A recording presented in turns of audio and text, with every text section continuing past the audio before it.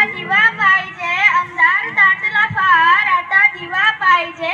नव्या या युगात सूर्य नवा पाहिजे, नव्या या युगात सूर्य नवा पाहिजे.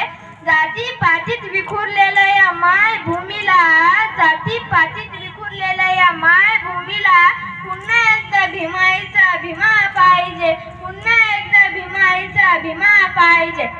जगाला क्रांतीचा आणि शांतीचे संदेश देणारे महाकरुणी तथागत गौतम बुद्ध विश्वातील सर्वोत्तम संविधान लिहून प्रत्येकाला प्रगतीचा वाटा खुल्या करून देणारे घटनेचे शिल्पकार डॉक्टर बाबासाहेब आंबेडकर यांच्याबद्दल मी तुम्हाला 2 शब्द सांगणार आहे. ते तुम्ही शांत चित्तेने ऐकावे अशी माझी नम्र विनंती.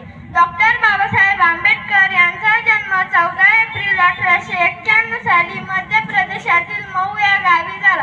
त्यांच्या वडिलांचे नाव रामजी सपकाळ आणि आईचे नाव भीमाबाई होते. बाबासाहेब हे आपल्या पालकांचे 14वे आणि शेवटचे अपत्य होते. लहानपणीच त्यांना सामाजिक भेदभाव आणि अस्पृश्यतेचा सामना करावा लागला होता.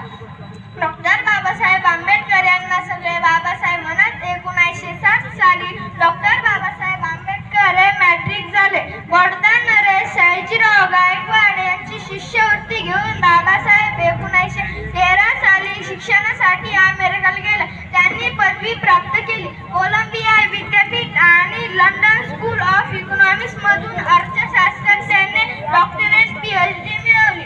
डॉक्टर बाबासाहेब आंबेडकर हे राज्यघटनेचे शिल्पकार आणि मसुदा समितीचे अध्यक्ष होते.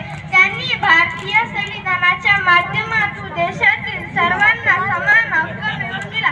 डॉक्टर बाबासाहेब आंबेडकर अस्पृश्यतेच्या निवारणासाठी 1924 मध्ये बहिष्कृत हितकारणी सभेची स्थापना केली. त्यांनी दलित समाजाच्या हक्कांसाठी मुक्नायक आणि बहिष्कृत भारत ही वर्तमानपत्रे सुरू केली. मार्च